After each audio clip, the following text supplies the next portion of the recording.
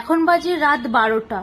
তো 12টার সময় উঠে খুব খিদে পেয়ে গিয়েছিল, আজকে কিছু খাইনি, তো সন্ধেবেলায় খেয়ে ঘুমিয়ে গিয়েছিলাম। মা বারবার করে ডাকলো, বললো ওঠ ওঠ, খিদে পেয়ে যাবে রাতের বেলায়। তো মায়ের কথা না শুনলে যা হয়।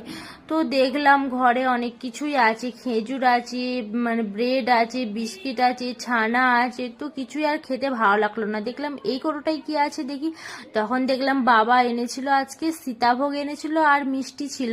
তো মিষ্টি আরেকটা কোটোতে ছিল, আর এই কোটোটাতেও একটা মিষ্টি ছিল আর সীতাভোগ ছিল। তো সীতাভোগ খেতে আমি খুব ভালোবাসি, তাই সীতাভোগটা খেতেও জাস্ট দারুণ ছিল। তো সীতাভোগটা খেয়ে নিচ্ছি। দিদা এখন পাশে শুয়ে শুয়ে ঘুমাচ্ছে, তো দিদাকে আর না ডেকে নিজেই একটু খেয়ে নিলাম। খেয়ে দিয়ে ঢাকা দিয়ে রেখে দিলাম। তো মা রেখে দিয়েই গেছে, জানে আমার খিদে পেয়ে যাবে, মায়ের মন তো, ওই জন্য রেখে দিয়ে গেছে। দেখছি সামনেই আছে রাখা। তো জল টল খেয়ে আমি ঘুমিয়ে পড়ি। চলো, গুড নাইট সবাইকে।